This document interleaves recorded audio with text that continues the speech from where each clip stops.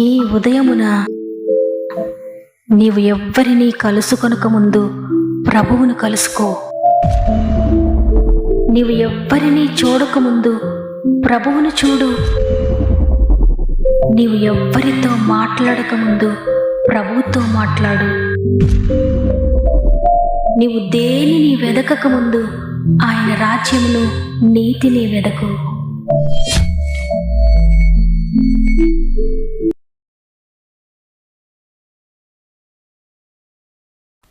Praise the lord. ఈ ఉదయకాలమున God first అనే వాగ్దాన కార్యక్రమానికి హృదయపూర్వకంగా మిమ్మల్ని అందరినీ ఆహ్వానిస్తూ ప్రభు నామంలో మీ అందరికీ నా యొక్క శుభములు తెలియజేస్తున్నాను. ప్రియ దేవుని బిడ్డలారా, మీరందరూ ఎలా ఉన్నారు? దేవుని అత్యంత కృపలో, ఆయన దయలో మీరంతా క్షేమంగా ఉన్నారని, గతించిన వారమంతా దేవుడు మీతో ఉండి మిమ్మల్ని నడిపించారని నమ్ముతున్నాను. ఈ నూతన వారంలో కూడా దేవుడు మీకు తోడుగా ఉండి మిమ్మల్ని నడిపిస్తాడు. దేవుని కృపను బట్టి మాత్రమే మన దినాలు పొడిగించబడుతున్నాయి. అనేక దినములు, అనేక వారములు, అనేక నెలలు, అనేక సంవత్సరములు దేవుడు మన జీవితంలో యాడ్ చేస్తూ ఉన్నాడు. ఎన్నో మరణాపాయముల నుండి దేవుడు మనలను తప్పిస్తూ ఈరోజు ఈ విధంగా బ్రతికి ఉంచారు.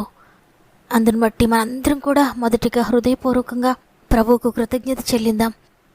మీరు ఒకవేళ ఏ పరిస్థితిలో ఉన్నా దేవుని వాక్యముతో ప్రార్థనతో మీ దినమును ప్రారంభించండి.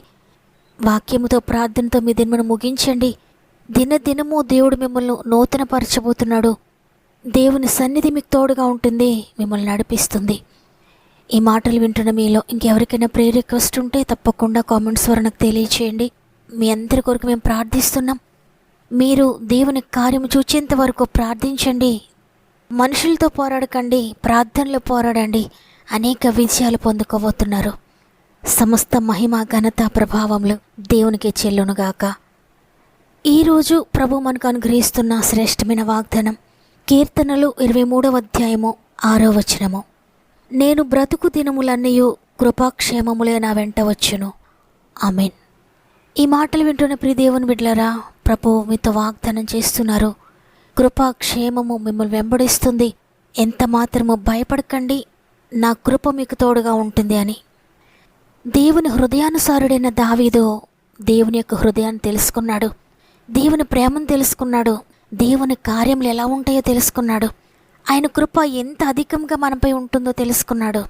అందుకే చెప్తున్నాడు, ఆయన కృప, ఆయన క్షేమము నేను బ్రతుకు దినములన్నీ నా వెంట వస్తాయని.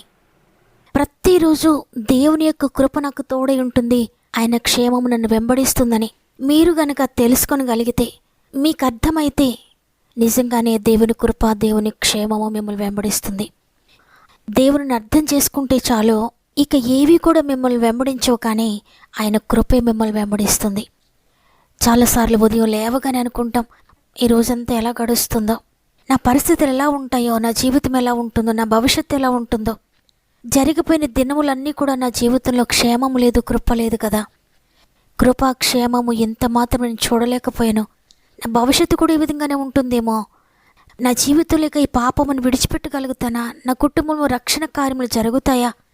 వ్యసనాల నుండి విడిపించబడతారా లేదా? నా జీవితంలో నేను ఈ కార్యం చూడగలనా? నా జీవితం ఎలా ఉంటుందో నాకు తెలియదు. ఏ ప్రమాదంలో నేను చిక్కుకుంటానో తెలియదు. నా బిడ్డల భవిష్యత్తు ఎలా ఉంటుందో తెలియదు. నాకున్న సిమ్టమ్స్ని బట్టి ఇది ఒకవేళ ఘోరమైన వ్యాధి ఉంటుందేమో. నా ఆరోగ్య పరిస్థితులు ఎలా ఉంటాయో నాకు తెలియదు. నేను ఎంతకాలం బ్రతుకుతానో నాకు తెలియదు. ఇంకా కొంతమంది అయితే నాకు ఉద్యోగం వస్తుందో తెలియదు, వివాహం అవుతుందో లేదో తెలియదు. ఏమవుతానో ఏంటో, నా భవిష్యత్తు అంతా చీకటిగానే నాకు కనబడుతుందని అనుకుంటూ ఉండొచ్చు. ఎందుకంటే నీ జీవితంలో దేవుని యొక్క ప్రణాళిక ఏమైందో నువ్వు ఇంకా తెలుసుకోలేదు కాబట్టి నీ భవిష్యత్తును గురించి, నీ కుటుంబాన్ని గురించి నీకు అనేకమైన డౌట్స్ ఉంటాయి. అయితే ఇక్కడ దావీదు ఒకే విషయాన్ని కాన్ఫిడెంట్గా చెప్తున్నాడు. నా జీవితం ఎలా ఉన్నా, నా పరిస్థితులు ఎలా ఉన్నా, నా ఆరోగ్యం ఎలా ఉన్నా, ఏ కష్టము కూడా నేను ప్రయాణిస్తూ ఉన్నా, నాకొక్కటి మాత్రమే తెలుసు, నన్ను వెంబడించేది కేవలము దేవుని కృపాక్షేమము మాత్రమే. శాపము నన్ను వెంబడించట్లేదు, రోగాలు నన్ను వెంబడించడం లేదు, కన్నీళ్లు నన్ను వెంబడించడం లేదు, పాపము నన్ను వెంబడించడం లేదు, వ్యసనాలు నన్ను వెంబడించడం లేదని. అవును, యేసు రక్తంలో తన పాపములు కడుగుకొని యేసు ప్రభువారిని తమ స్వంత రక్షకునిగా అంగీకరించి ఆయన రక్తము చేత నీతిమంతులుగా తీర్చబడిన వారందరూ కూడా దేవునిలో మరలా నూతనంగా పుట్టిన వారే. తల్లిదండ్రులకు పుట్టిన వారు ఇప్పుడు కుటుంబ వృక్షం మారిపోతుంది. ఇప్పుడు దేవుని కుటుంబంలో జన్మించారు, దేవుని కుటుంబంలోనికి చేర్చబడ్డారు. కాబట్టి ఇక వారి వంశవృక్షంలోండి వస్తున్నవేవి కూడా వారికి ఇక ఉండవు. తరతరాలుగా వారి కుటుంబంలో ఏ వ్యాధులైతే ఉన్నాయో, ఏ మానసిక రుగ్మతలైతే ఉన్నాయో, ఏ వ్యసనాలు గుండా ప్రయాణిస్తూ ఉన్నారో, ఏ కర్సు అయితే వారిని వెంబడిస్తూ ఉందో, ఎంత భయంకరమైన ఆటుపోట్లు వారి తరతరాలుగా వారికి వస్తూ ఉన్నా దేవుని కుటుంబంలోనికి వచ్చిన వారు మాత్రం దేవునికి పుట్టినవారు కాబట్టి వారిలో యేసు రక్తం ప్రవహిస్తుంది. వారు యేసు జీవాన్ని పొందుకుంటూ ఉన్నారు. వారు యేసు శక్తిని పొందుకుంటూ ఉన్నారు. వారు యేసు వలె జీవిస్తారు. వారు దేవునికి జన్మించిన వారు కాబట్టి దేవుని యొక్క లక్షణాలే వారికి కలుగుతూ ఉంటాయి.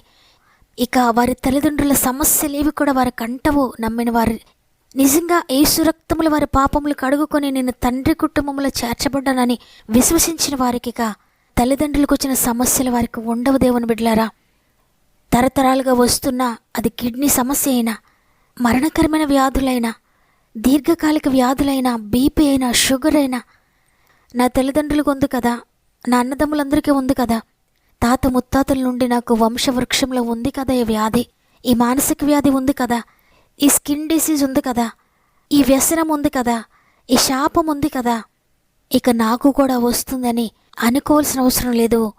వారి నుండి నీకిక అవి సంక్రమించవు.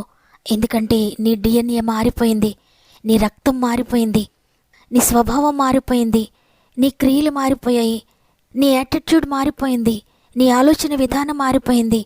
యేసు రక్తంతో నువ్వు కడగబడ్డావు. ఇవన్నీ కూడా కృప ద్వారా మీరు పొందుకోబోతున్నారు.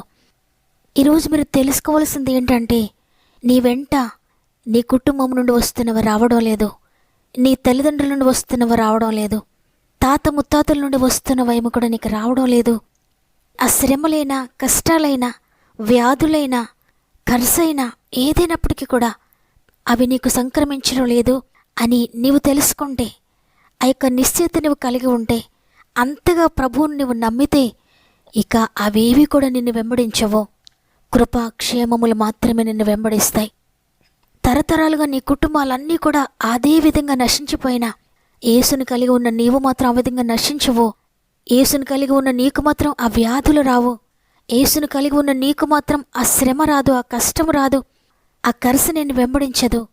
కేవలము కృపాక్షేమం మాత్రమే నీ బ్రతుకు దినములన్నీ కూడా వెంబడిస్తాయి. ఏదో కొన్ని రోజులు కాదు, కొన్ని నెలలు కాదు, కొన్ని సంవత్సరాలు కాదు, కానీ నీ చివరి ఊపిరి వరకు కూడా ఆ కరస ఏది కూడా నిన్ను వెంబడించదు. దేవుని కృప నిన్ను వెంబడిస్తూ ఉంటుంది. నమ్ముతారా? నమ్మినట్లయితే మీరు కూడా దావీదు వలె చెప్పండి, నేను క్రీస్తు రక్తంలో కడగబడ్డాను. నేను నా తల్లిదండ్రులకు పుట్టాను, కానీ మానుషేచ్ఛ వల్ల, శరీరేచ్ఛ వల్ల నేను పుట్టలేదు, దేవుని వల్ల నేను పుట్టాను. కాబట్టి నాది దేవుని వంశవృక్షము, నేను దేవుని బిడ్డను, దేవుని కలిగి ఉన్నవే నేను కలిగి ఉంటాను అని విశ్వసించి పలకండి. తప్పక తరాలుగా వస్తున్న ప్రతి శాపము కూడా కొట్టివేయబడుతుంది. తరాలుగా వస్తున్న ప్రతి రోగము కూడా మీతోటే ఆగిపోతుంది. తరతరాలుగా వస్తున్న అప్పులైనా, మానసిక రుగ్మతలైనా, అది ఏదైనప్పటికీ కూడా మీతోటి ఆగిపోతుంది. ప్రియదేవుని బిడ్డలారా, మీ నుండి తరాలన్నీ కూడా ఆశీర్వదించబడతాయి. కృపాక్షేమము వారి వెంబడి వెళుతుంది.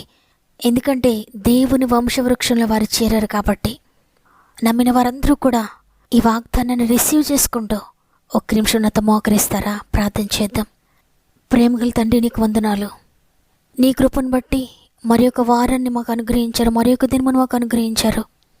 సజీవుల లెక్కల్లో మమ్మల్ని నుంచి ఈరోజు నేను స్తుతించే గొప్ప భాగ్యం ఇచ్చారు తండ్రి, నీకు వందనాలు. ఈరోజు వాగ్దానం ఇచ్చారు, కృపాక్షేమము మేము వెంబడిస్తుంది కాబట్టి భయపడకండి అని.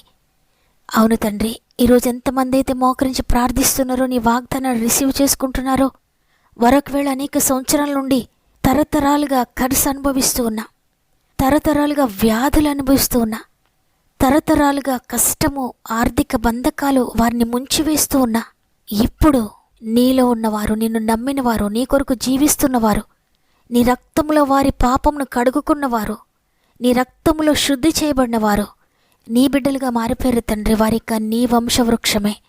ఇక వారి జీవితంలో శాపం లేదు, ఇక వారి జీవితంలో రోగము లేదు.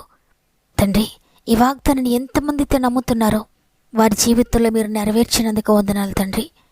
మరి ముఖ్యంగా ప్రార్థన అవసరం కోరిన బిడ్డలందరి కొరకు మేము అందరం కలిసి ఏకీభవించి ప్రార్థిస్తున్నాం తండ్రి.